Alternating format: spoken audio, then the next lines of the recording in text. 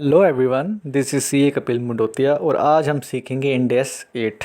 अभी इंडेस 8 किससे डील करता है? अकाउंटिंग पॉलिसीज़, अकाउंटिंग एस्टीमेट्स और changes in accounting policies and estimates या फिर एरर्स। ठीक है, अभी इंडेस क्या बोलता है? If there is a specific Ind AS related to a particular transaction, यानी कि कोई स्पेसिफिक इंडेस है किसी पर्टिकुलर ट्रांजेक्शन से रिलेटेड, तो आप उसी इंडेस को फॉलो करो। ठीक है, लेकिन अगर यहाँ पर कोई पर्टिकुलर या स्पेसिफिक इंडेस आपको नहीं दिया गया किसी भी ट्रांजेक्शन से रिलेटेड, तो आप क्या करेंगे? आप उसके बारे में नॉलेज गेन करने के लिए आप मैनेजमेंट की जजमेंट लेंगे। क्या लेंगे? मैनेजमेंट की जजमेंट लेंगे। और ये जो जजमेंट है ना, वो क्या होना चाहिए? रिलायबल भी होना चाहिए और रेलिवेंट भी होना चाहिए। ठीक है, अब कहता है accounting policy should be consistent, यानी कि जो भी आप अकाउंटिंग पॉलिसी फॉलो कर रहे हैं वो कंसिस्टेंट होनी चाहिए। यानी कि इस ईयर में भी वैसे ही फॉलो करेंगे, अगले ईयर में भी वैसे ही फॉलो करेंगे और उससे अगले ईयर में भी वैसे ही फॉलो करेंगे और करते जाएंगे। ठीक है, नॉर्मली जो अकाउंटिंग पॉलिसी है उसमें चेंज अलाउड नहीं है, यानी कि हम अकाउंटिंग पॉलिसी में नॉर्मली चेंजेस नहीं कर सकते, लेकिन इसके कुछ एक्सेप्शन है। क्या है एक्सेप्शन? यानी कि कुछ केसेस के अंदर चेंजेस को भी अलाउड किया गया।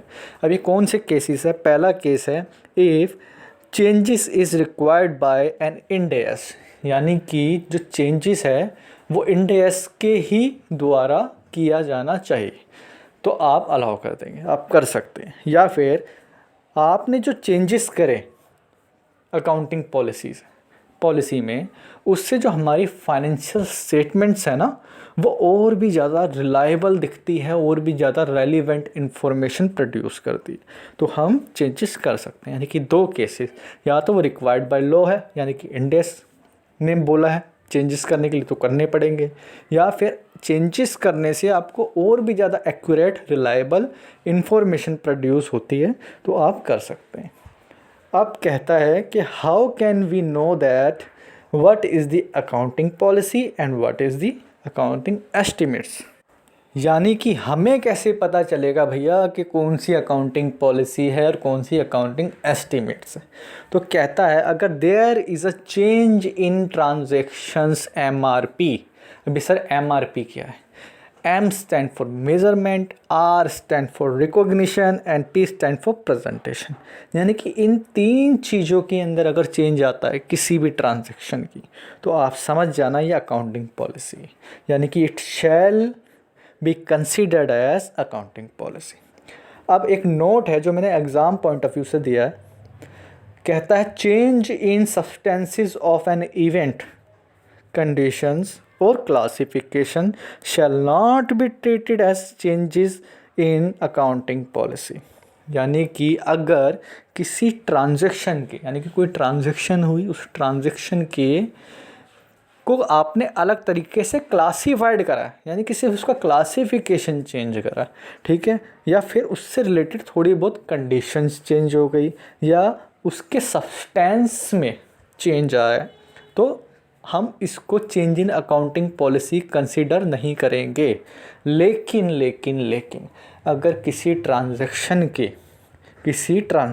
के फॉर्मूला में चेंज आ रहा है, अब अगर फॉर्मूला में चेंज आ रहा है तो ऑब्वियस बात है कि हम उसका मेज़रमेंट अलग तरीके से कर रहे हैं, है ना, हम उसकी प्रेजेंटेशन भी अलग तरीके से कर रहे हैं, उसकी रिकॉग्निशन भी अलग तरीके से कर रहे हैं, यानी कि MRP पे फ़र्क पड़ा।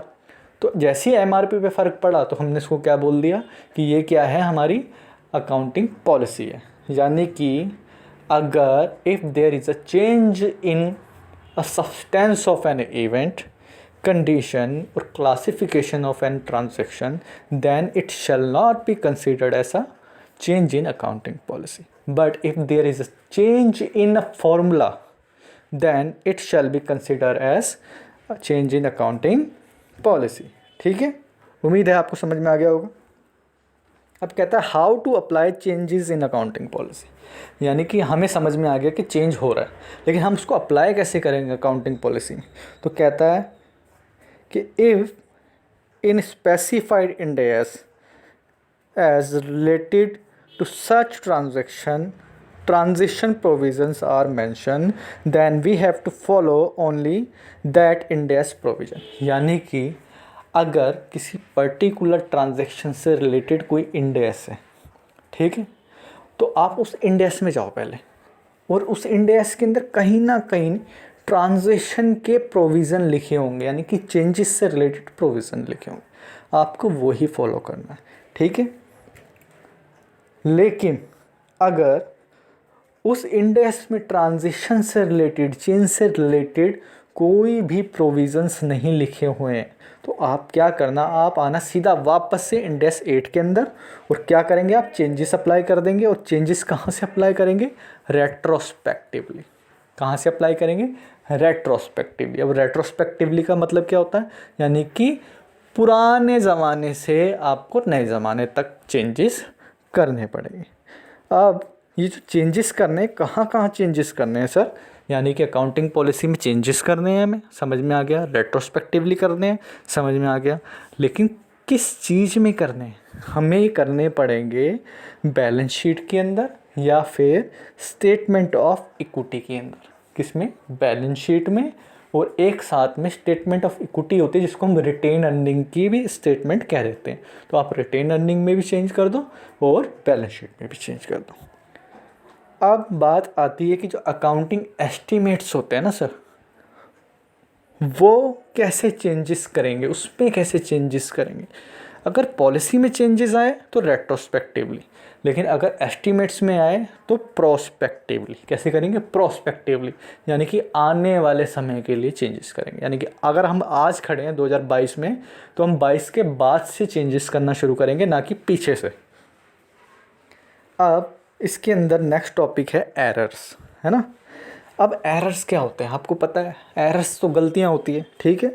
If any error is committed in prior period, कोई भी गलती जो प्रायर पीरियड में हुई लेकिन रिवील्ड होती है करंट पीरियड, यानी कि पहले गलतियां हुई, करंट पीरियड में मिली, then it should be correct in current period. ये event occurring after balance sheet date नहीं है, समझ में आया बात।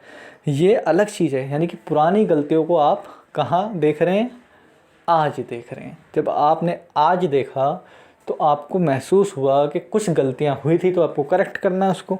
तो आप उसको क्या करेंगे, करंट पीरियड की फाइनेंशियल स्टेटमेंट में करेक्ट कर देंगे।